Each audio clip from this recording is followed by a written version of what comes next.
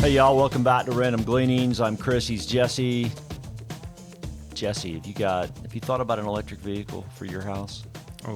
I am not in the mood based on my understanding of resale value, but I mean, they're cool. They're sharp. I saw a receipt, and I should have taken a picture of it and put it in our stack here. It was some nominal repair for like $30, and then a new battery on a Chevy Volt, and I think it was like $27,000. Yeah, you shared it. It's 27 or 28. Yeah, it was insane. Right. So a new gas or new oil engine, a combustion engine, is what, like, I mean, $3,000? Mm-hmm.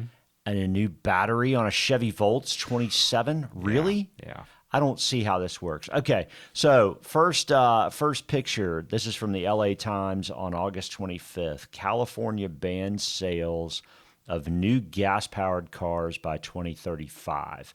And I think Massachusetts was shortly thereafter. That's been in the last day or two. And then I read this morning that Virginia was putting forth some legislation as well. So, I mean, between, I guess, maybe legislators and even the car manufacturers themselves, we are headed that direction. But, you know, I know you've pointed out in the past having some concern about problems there. yeah, it's what, 2% of all automobiles right now in the United States are electric vehicles? I think that's right. Well, maybe here's why. Next slide. So this is from August 30th. California power grid officials warn of blackouts and urge residents to conserve energy by putting thermostats at 78 degrees or higher. And among other things, don't charge your car. So we're going to restrict you buying a gas vehicle. But hey, our power grid is so bad that you can't charge your vehicle to get anywhere. We've talked about this some in the past. If this is the inevitable way in which things are going and progress, causes pain at some times, the infrastructure has to be built out, and it's not there yet. It's not. So it's not. There's no way I'm going to get an electric vehicle and then be told I can't charge it to get where I want to go. I mean, this is a difference of 5 days from when the announcement of 2035. 5 days. I mean, it's not like 2 years. It's like 5 days. This has surprised people that, hey, we've got a problem with the energy grid here. But, they've got some work to do. So speaking of energy challenges, next chart, Brennholz. Tell me about your German. Do you know some German? 9. Yeah, that's good. Ich liege bei dich, I think, right. something. Yeah. Yeah. So that's right. I don't know Brennholz. You know Stein. I know you know. I know Stein, yes. Yeah, in your travels across backpacking.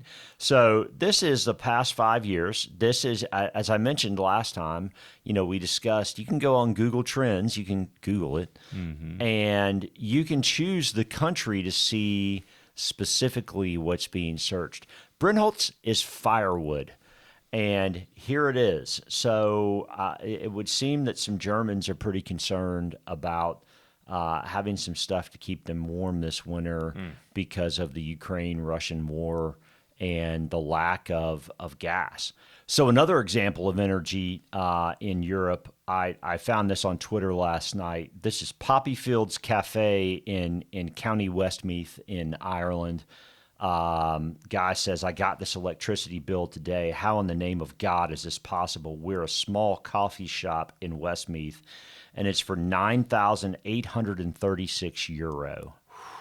And right now, the dollar is trading relative to the euro at parity. It is 1.006 euro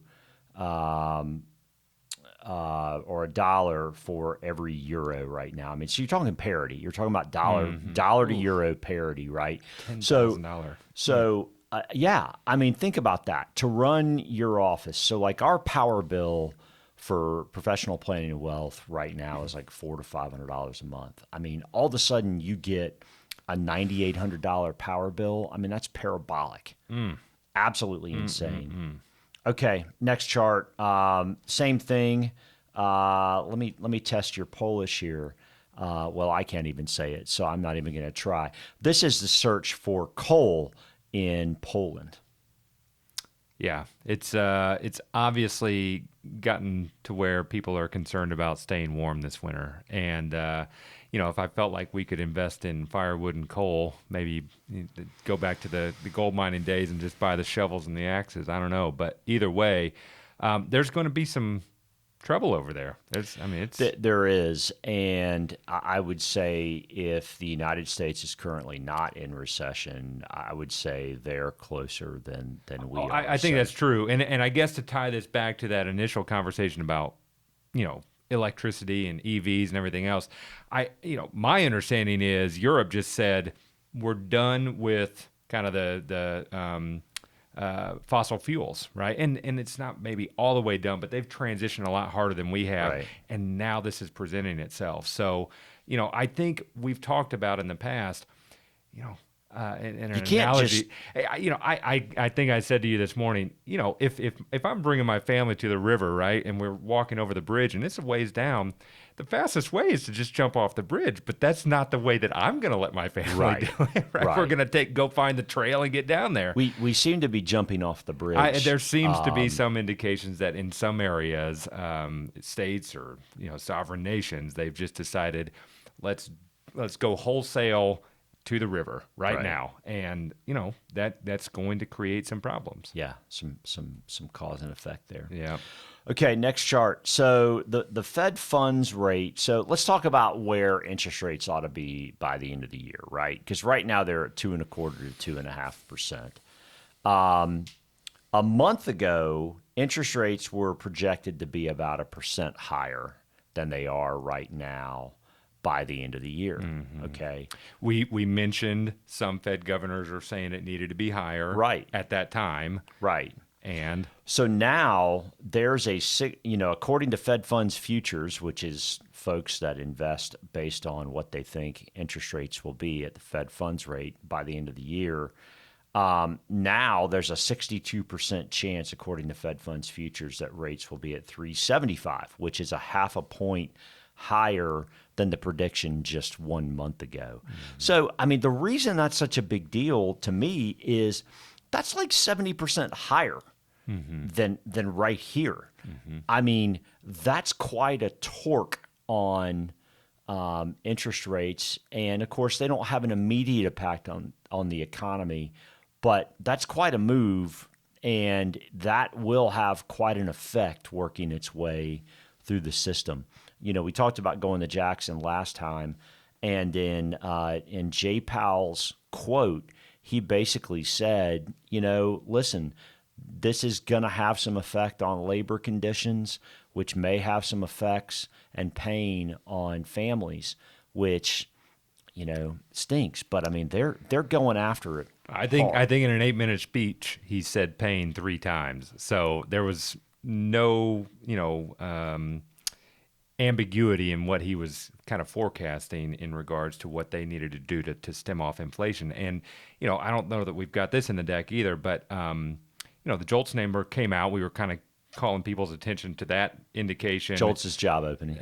Job openings just yesterday. And we had seen 1 month of it decreasing, and it went back up. Yeah. So they've got work to do. So now you've had the inflation rate go down. You've had job openings decrease for a month or two and then go right back up by 500,000. They decreased by about 1 million job openings, from 11.9 to like 10.7, right? We went right back to 11.2 now. So, wage inflation to me at least seems like it'll be the final frontier. But, housing numbers, we're going to get through those as well to get inflation down. So I found a quote from our friend Nick Colas at DataTrek that I thought was worth looking at, that today's Fed lives in the shadow of the 1970s Fed. And, the Fed missed a chance to kill inflation in 75 and 76, an error only corrected by manufacturing a deep recession. This is the Volcker era. From 1981 to 1983. And inflation is nowhere near as entrenched now as it was in the 70s, but the Fed rightly knows it has one shot here. So let's look back at that era, that, just some lessons from previous inflation. So the purple is the Fed funds rate, meaning raising interest rates to slow down the economy and kill inflation. And the orange is the inflation rate itself. So if we go back to the 70s, you can see a couple times where the Fed ratcheted up rates, and you saw inflation kind of rolling over, and then the Fed just let off, right? They let off the gas. And then you can see going into 1980 where the Volcker Fed, man, they just squashed it. Right. they did. Right. But And because you can see again back in that 70s era, the orange line peaks, comes down a little bit, and they let off the gas, and it went right on back up. So you're exactly right. Volcker just said, no more of this. No mas. So right.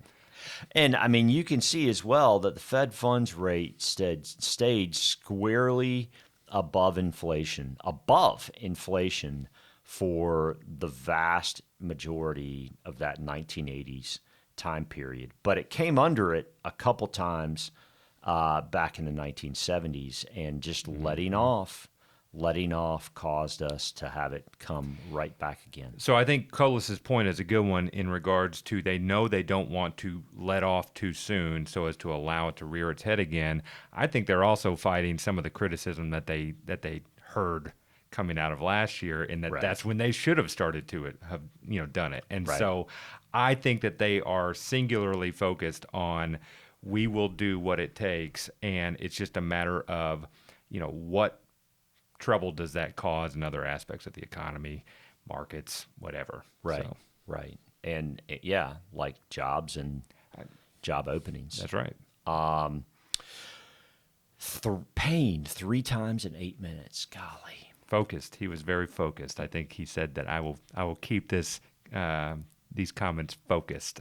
Yeah, that's and good. he kept it very short, and he was very very intentional with what he said. So next chart. This is really from the Bureau of Labor Statistics, but courtesy of our friend Jim Bianco. And he pointed out, you know what?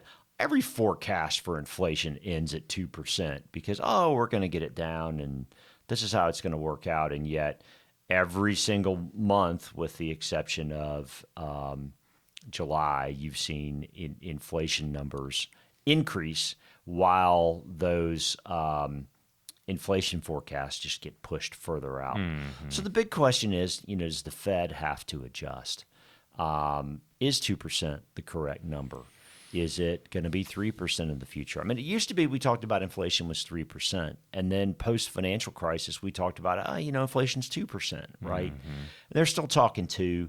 We'll see. I mean, forever 3 was acceptable. So it's going to be interesting to see where that lands. Okay, next chart. So this is from one of our friends at All Star Charts, Steve Straza, and he's pointing out here that when stocks get really beaten up like they were back in June, that's historically been a pretty good time to buy stocks. I thought we might maybe look under the surface a little bit at that. Mm-hmm. What are your thoughts? Well, to your credit, having highlighted a couple of instances where, it double dipped, there is some concern that could happen. There's no question. So, yeah, I think it does have some credibility that when stocks get as beat up as they had, that it may create the opportunity for you, but, there can be head fakes. Yeah. Historically, I would say this has been a pretty cool tool. I mean, because you've seen a lot of bottoms, but when there have been problematic times like '08, maybe 11, 15 and 16, China was a challenge in 15 and 16, like it's not now a challenge. When there are challenges, that is an indicator that has rolled over or even stayed beneath in the case of '08. Right. But, ultimately, that's still a pretty neat chart. And the question is whether we roll back over now or not in the coming months and quarters.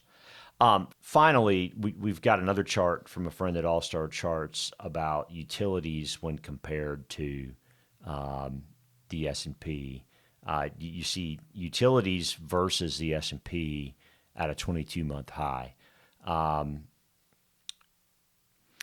Yeah, I mean, he says it right there in the tweet.